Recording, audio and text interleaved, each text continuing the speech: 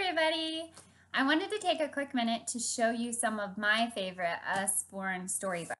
These are great bedtime stories, and these are some of the favorite ones for me and my kiddos. So first I wanted to start with our Masked Fairy Tales. These just came out in March. We have Little Red Riding and Goldilocks. So the front cover and the back cover are masks. And then it's a new take on the old stories. So it's got super fun pictured illustrations. And also the writing is it reminds me of E.E. Cummings. Like it's kind of different fonts and all over the place. So it's just a super fun take on a old bedtime story. So those are a great option for bedtime stories. We also have The Children Who Loved Books by Peter Carnavas. This is a super sweet story about two kiddos who love books, and so do their mom and dad. And so they get lots and lots of books, and then they don't have room for any more books. And so you have to read the story to find out what they come up with as their solution for too many books, which in my opinion, you can never have too many. So they used books for everything, to hold up everything. They were underneath everything. Their house was overflowing with books.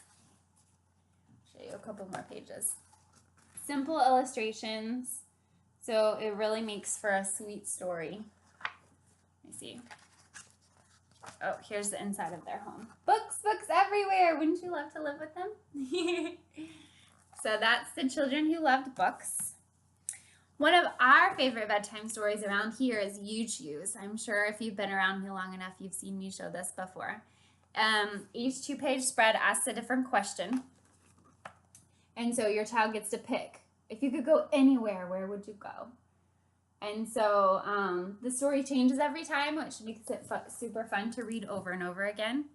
And our new favorite thing to do is to close our eyes and pick, so that it would be something we don't normally pick. So that's super funny, especially when it comes to the clothing page. And my son picks a dress, or my daughter picks a silly shoes or something. So here's the clothing page.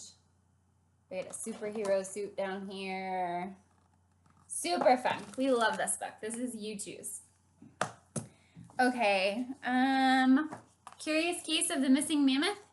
This is a story about Oscar and Timothy, who are looking for Timothy's little brother, Teddy. He's escaped, and they run through the museum trying to find him. So they go through all the different rooms of the museum.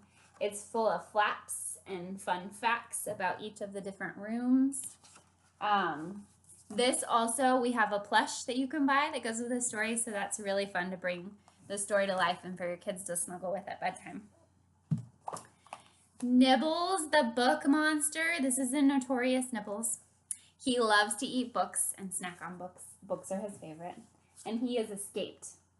So he goes through this story, which also includes 3 other stories.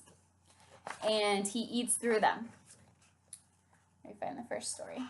So inside this book, we have 3 other stories. And Nibbles eats his way in, changes the story, and then eats his way out into the next book. So he's going on a rampage through the library, and it is your job to stop him. We also have a plush Nibbles. You see him hiding up on my shelf up there. He's taking a nap right now. So that's Nibbles the Book Monster by Emma Yartlett. This one just came out in January. This is called Can I Join Your Club? This is about Duck, who is trying to find a club to join. So it's a great book about including others and being kind. And Doug goes to all these other clubs, and they say, no, you can't join our club. So you have to read the story to find out what his solution is and what he does. But it's got some super fun noises that you get to make as you read the story. And like I said, it's just a super cool book about kindness and including others. That's great for kids to learn. And then our last one that I have to share with you is Jonathan James and the What If Monster. So Jonathan James is scared of a lot of things. So here's Jonathan on the back of the book. And the what if monster comes and says, but what if Jonathan, sorry, is like, what if you fall? What if you don't do good? What if you don't make friends? What if you look silly? And so you read through the story of all these doubts and fears that this little boy has. And then towards the end, he starts thinking, what? Wait a minute. What if you're wrong? And so he starts believing in himself and starts asking better what if questions. What if I succeed? What if I can dream bigger? What if I shoot for the stars? And so it's a super sweet book about believing in yourself and trying your hardest. I hope you enjoyed some of these bedtime stories that I shared with you. If you have any questions, please let me know. Thanks.